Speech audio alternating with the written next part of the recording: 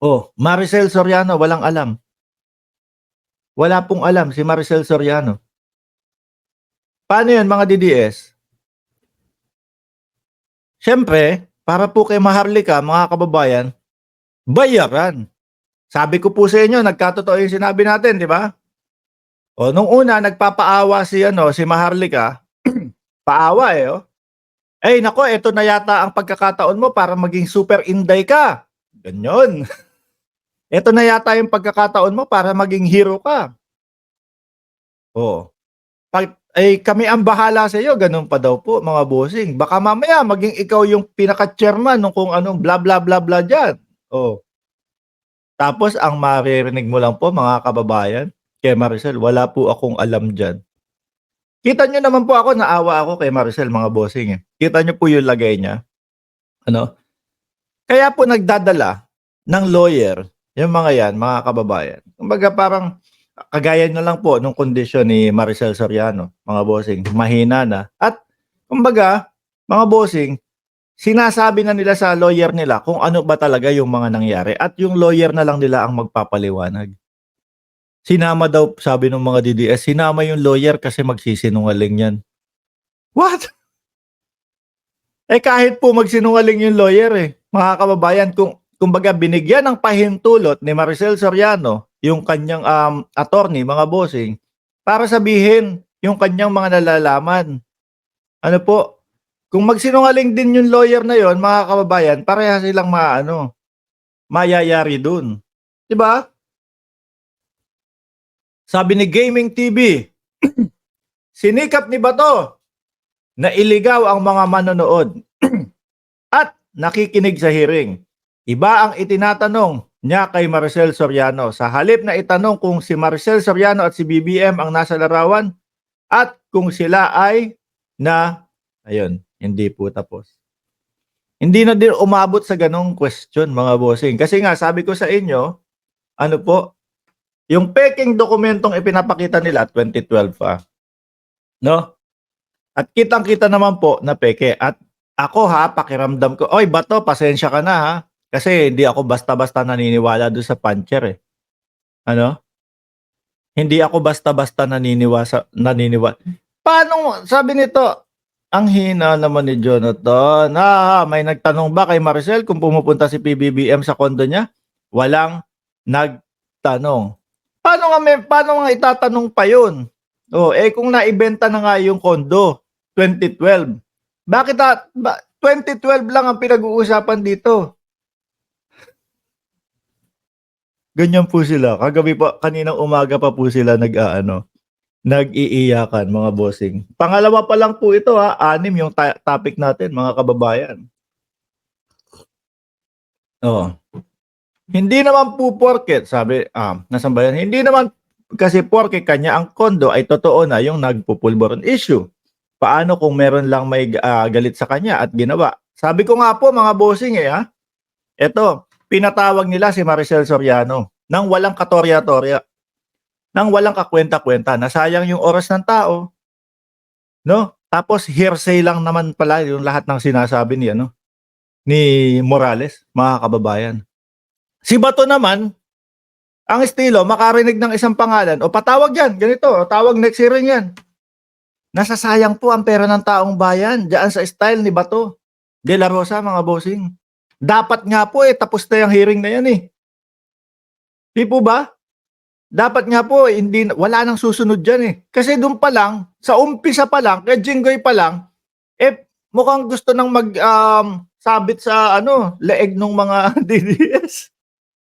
Oh, dapat dun pa lang tapos na, Ang daming paano po mga bossing, ganito na lang po 'yan, hearsay, hearsay, 'no? Napanood ako ni Morales, kunyari napanood ako ni Morales, nabwisit sa akin, isinangkot ako ni Morales, "Oh, si Mark Ramos po yung ganito, ganyan, yung gwapong-gwapong vlogger po." Ay naku, maiinis na naman yung mga DDS niyan.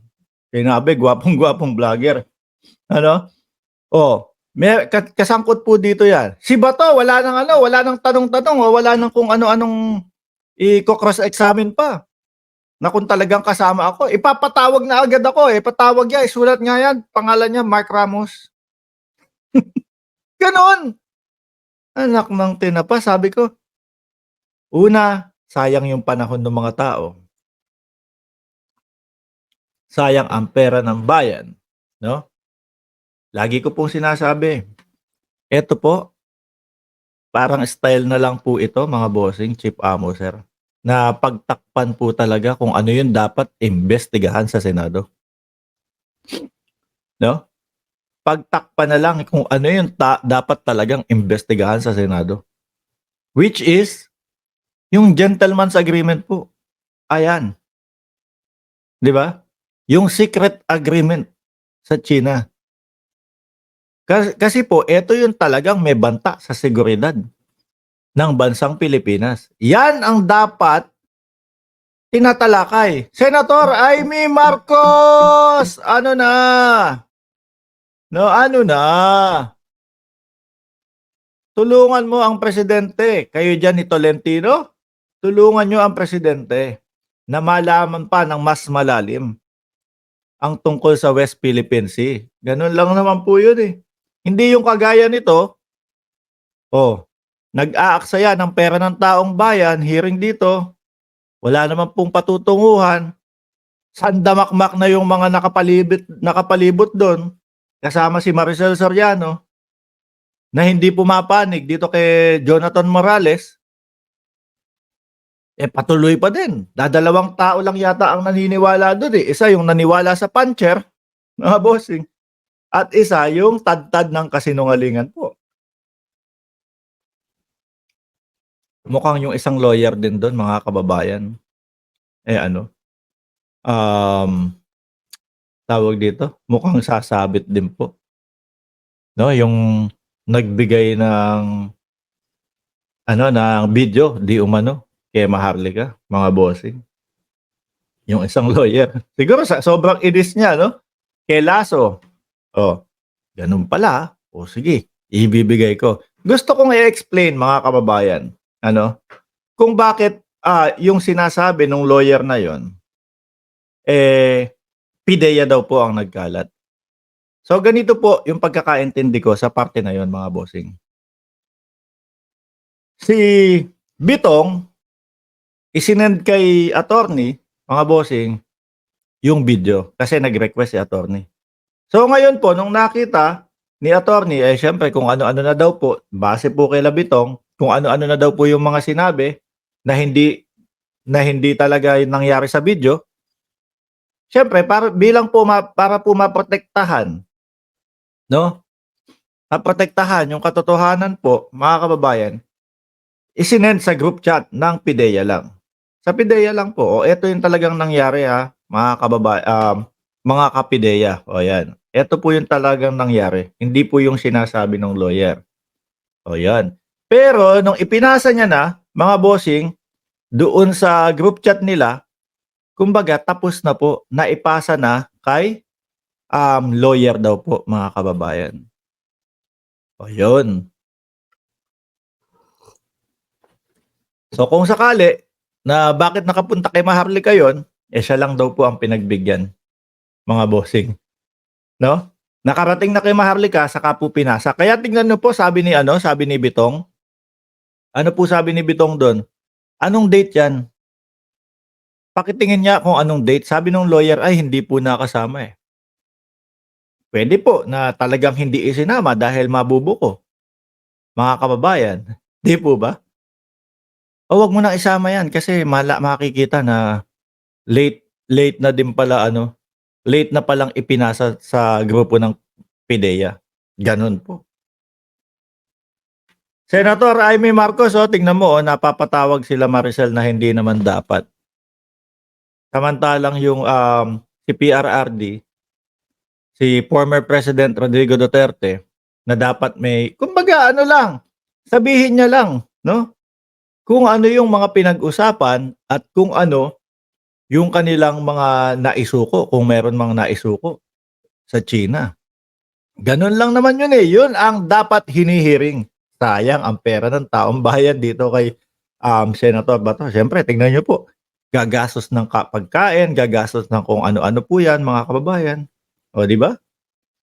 Tapos gano'n lang po natin makikita na circus yung hearing na yun. Ulitin ko po, galit po silang lahat kay Maricel. Yung sinabi po ni Maharlika, mga bossing, na, "O ganito, ikaw ang magiging hero namin, ganito, bla bla bla." Yung pang-uuto po, mga bossing, nagkatotoo po. Ayan, ngayon, binabash na nila si Maricel Soriano sa pangunguna po ni ano, sa pangunguna po ni Maharlika. Sabi ko sa inyo, kapagka iba ang sinabi at iba ang ibinuka ng bibig ni Maricel Soriano, tatawagin nilang bayaran 'yan at sasabihin nila diyan, iba-bash nila 'yan. Oh, 'di ba? Ganyan lang mga style niyan si Maharlika. Tipo bang kukuhanin yung kanyang kalooban, kukuhanin yung loob ni Maricel, baka sakaling pumanig sa kanya, ano po. Pero kapagka hindi, ay hindi, bash ka sa akin, ganyan lang po 'yan.